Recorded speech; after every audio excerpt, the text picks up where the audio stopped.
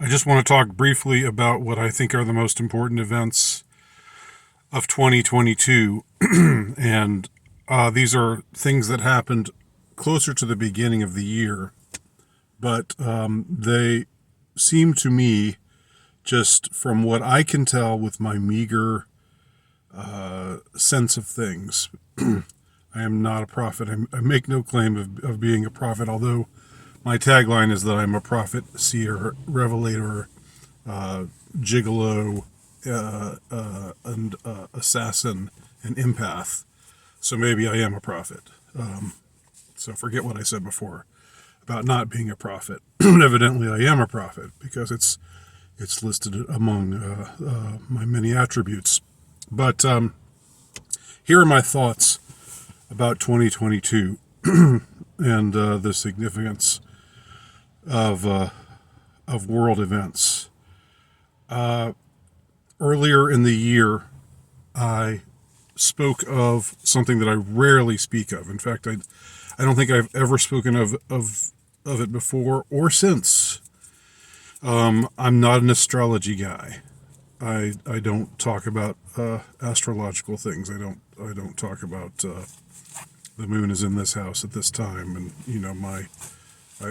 I'm an Aquarius with a Gemini rising, and that means blah blah blah.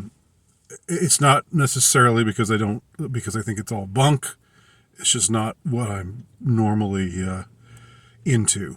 I have an open mind about it, but on the other hand, I just don't find it all that interesting or helpful most of the time.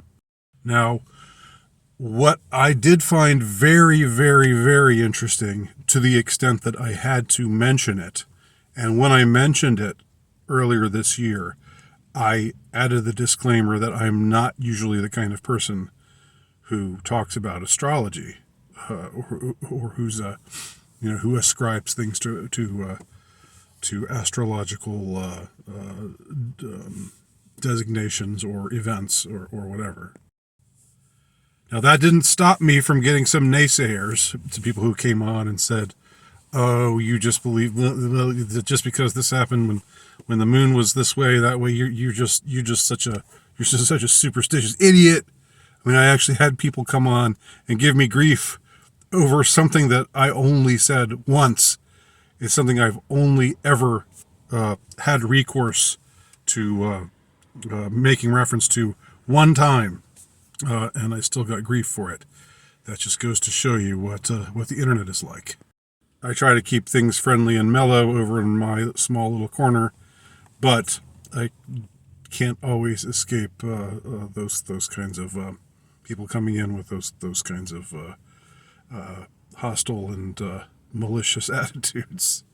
So, what I did find extremely interesting, what I do find extremely interesting, is the fact that the United States of America, and I wouldn't have known about this without a particular person posting it online, somebody that I know, but I'm not going to reveal who that person is. But it was revealed to me that February 22nd through the 24th was the time in which the United States of America as a nation entered the house of Pluto. What does that mean? As I understand it, astrologically speaking, Pluto is it's not even called a planet anymore, right? And I know the flat earthers out there don't think that there are planets, but anyway, just roll with it if you don't believe in it. Pluto takes the longest to go around the sun. It's because it has the most remote orbit, because it's the most remote planet. So it goes around, it completes one rotation of the sun approximately every, I guess, 200 and almost 250 years. So the last time that America was in, the last time the house was in Pluto was 1776. the birth of the United States of America, the birth of a nation, if you will. Late February 2022, the nation of America entered the House of Pluto after existing for however many years as a nation. It's usually counted from July 4th, 1776, when the Declaration of Independence was signed. That's when the nation of the United States of America, or the United State of America more accurately, that's when, people say, this is, we're celebrating the birth of our nation, and they shoot off fireworks and stuff and wave the American flag. Okay. Well, late February this year, 2022, America entered its Pluto, the House of Pluto phase. Okay. And at that exact time, Russia invaded Ukraine.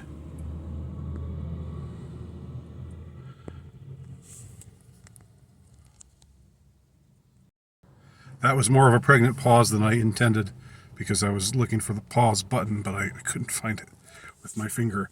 But I think that is significant, right?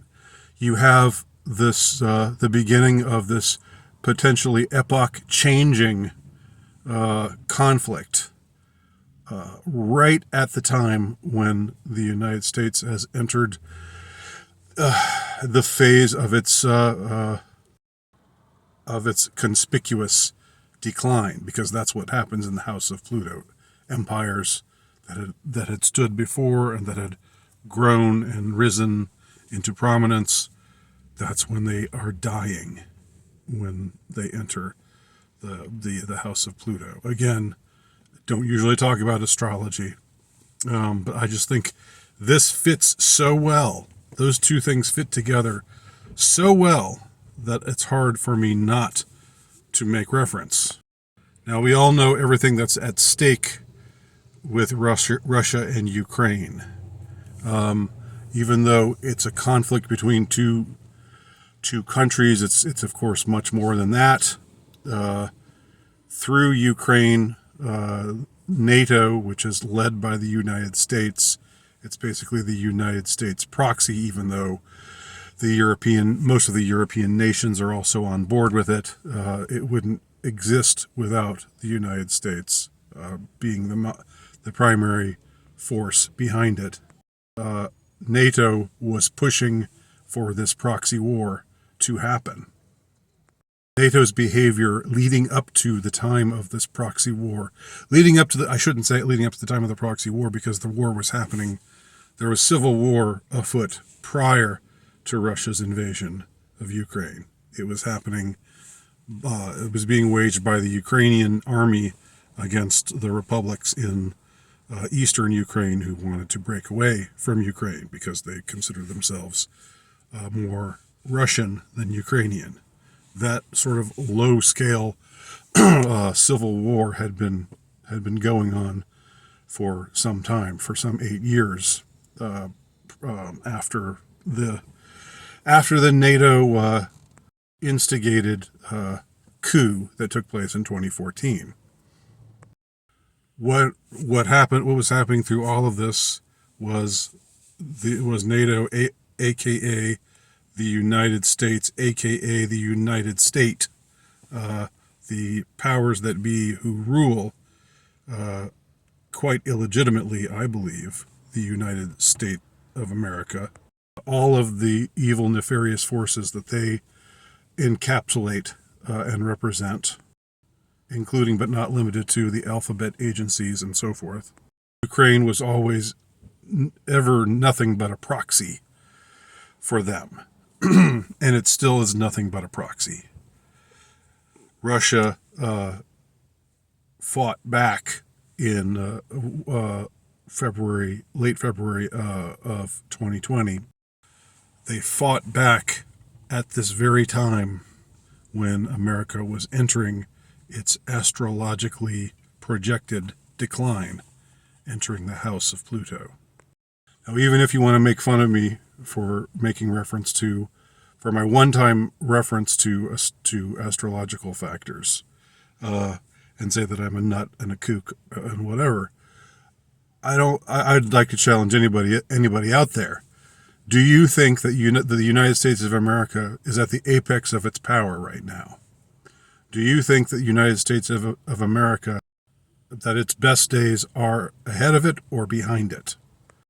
Would you, if you were a betting man, bet on the United States of America being an even more predominant power in the years to come, or would your money rather be on it declining in power in the years to come? My guess is that very few people out there who are being honest with themselves would say that America's greatest days are ahead of it, the way that Ronald Reagan did, that I still have memory of, back in the 80s, when he said, "I still believe America's best days are ahead of it, not behind it." No one believes that anymore. No one has reason to believe that anymore. And so what we have with Russia's invasion of Ukraine is the birth pangs of a truly, pardon the expression, new world order. Not the new world order that they want, not the new world order that they're projecting, not the new world order that they are desperately trying to imprint upon their subjects across the world, both in the West and elsewhere, but rather a new world order that is outside of their purview, that is outside of their reckoning. Because the evil and satanic leaders of the Western world right now, those who, through force or fraud, in whatever manner it has taken place, who now man the helm, God help us, of Western nations generally, they cannot truly believe, in spite of all of the hubris that they have, they must know that there is a force greater than them in the universe. And I'm not saying that force is Russia. I'm not saying that force is China. I'm not saying that force is any of the nations who now oppose the decadent and degenerate West. I'm saying that force is God. And it is my belief that God's will is that America and the West should fall. And I think we see that happening right now. So yeah, I guess I am being a bit of a prophet. Take it for however you want to take it. This is just my sense of things. Okay, it's not that I haven't heard a voice from heaven or anything like that. It's just me putting two and two together and coming up with what I see, reading the tea leaves, if you will, and coming up with what I think of as the most important event of 2022. Now the war still rages on, thanks to the proxy powers, buffing up Ukraine, giving the leadership of Ukraine more and more weapons. So there's no, as far as I can tell, there's no real end in sight, even though it's possible that even Zelensky wants this war to end from certain things that I've heard. Of course, the Western media, which lies habitually, is always talking about how Russia's about to lose, Russia's about to fall. This is the end of Russia.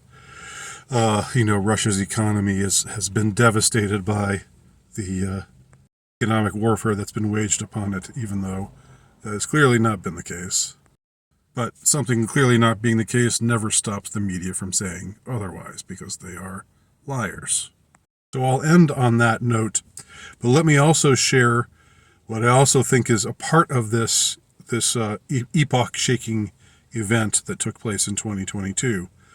And that is the fact that And you can believe that this is significant, I think, whether or not you are Catholic, although it helps if you are Catholic and you're familiar with the Marian apparitions of Fatima.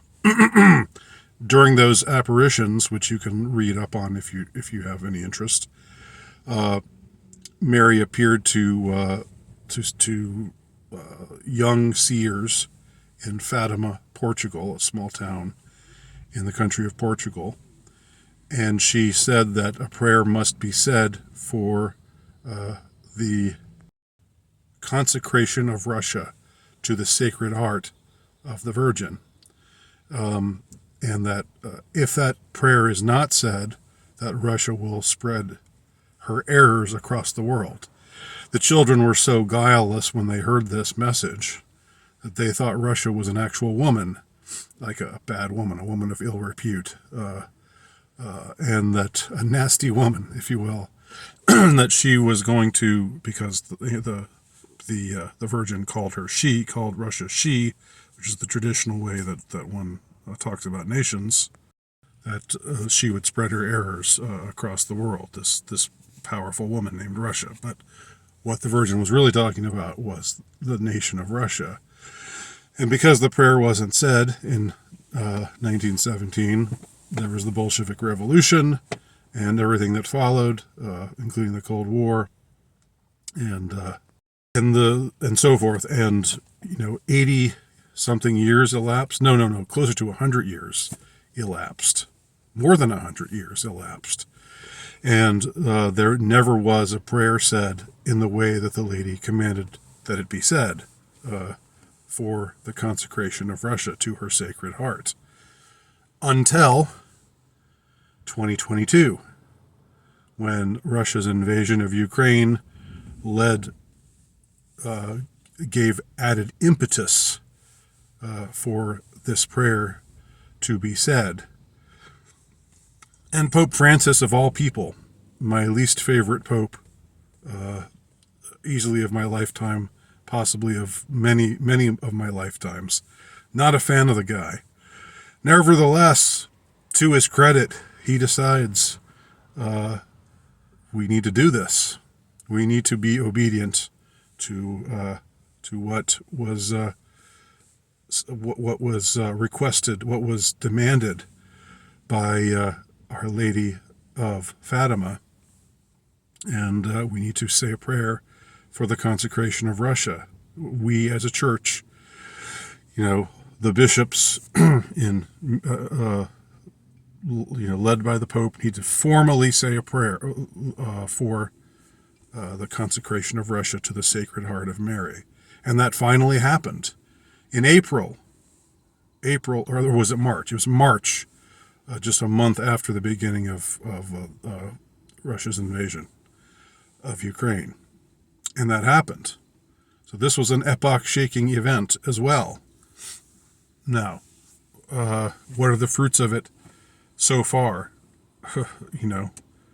I will be the first to say we haven't seen that much change about Russia. Although, again, if I were to don my prophet's cap again, we do see Russia passing certain laws that go directly against the grain of the degeneracy that is the filth and the degeneracy that is being imposed upon the West to a greater and greater extent every week, every month, every day.